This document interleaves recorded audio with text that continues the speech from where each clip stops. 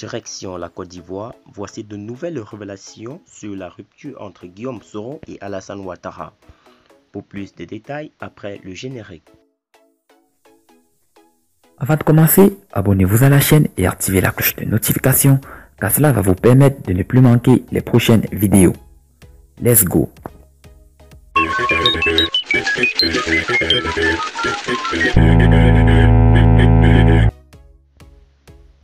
Jadis, Guillaume Soro et Alassane Ouattara étaient considérés comme les meilleurs alliés du monde.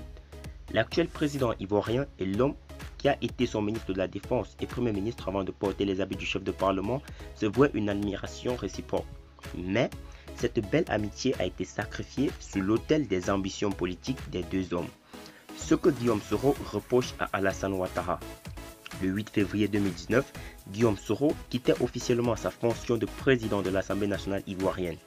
Le député de Ferké a annoncé sa démission devant les parlementaires ivoiriens réunis à l'hémicycle. Oui, j'ai choisi de ne pas m'engager au sein du RHDP unifié. Ainsi, je n'ai point pris part au congrès ordinaire du 26 janvier dernier au stade Félix Houphouët-Boigny.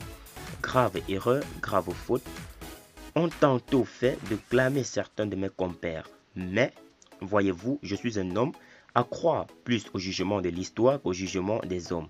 A fait remarquer l'ex-patron des forces nouvelles avant de lancer. À cet instant précis, je rends ma décision de démissionner de mes fonctions de président de l'Assemblée nationale de Côte d'Ivoire. Oui, j'ai décidé de sacrifier mon poste pour la paix en Côte d'Ivoire comme je l'ai déjà fait par le passé. Ainsi, venait de prendre fin une longue période d'amitié et d'alliance avec Alassane Ouattara, son père. Dans la foulée, Guillaume Soro annonce ses ambitions et assure que sa carrière politique, loin d'être achevée, ne fait que débuter. L'ancien secrétaire général de la FESI, Fédération estudiantine et scolaire de Côte d'Ivoire, vise désormais le fauteuil présidentiel. Après un séjour en Europe, où il se déclare candidat à l'élection présidentielle d'octobre 2020, l'enfant de Ferké décide de rentrer à Abidjan, mais le 23 décembre 2019, il est contraint de dérouter son avion au Ghana. Plusieurs de ses proches sont mis aux arrêts. Les autorités ivoiriennes lui brandissent au nez un mandat d'arrêt international, l'accusant de tentative de déstabilisation de l'État.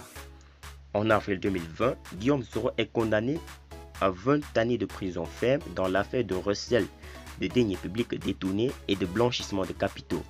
Le fondateur de Génération et Peuple Solidaire a entamé un exil à Paris depuis le 23 décembre 2019, faut-il le préciser.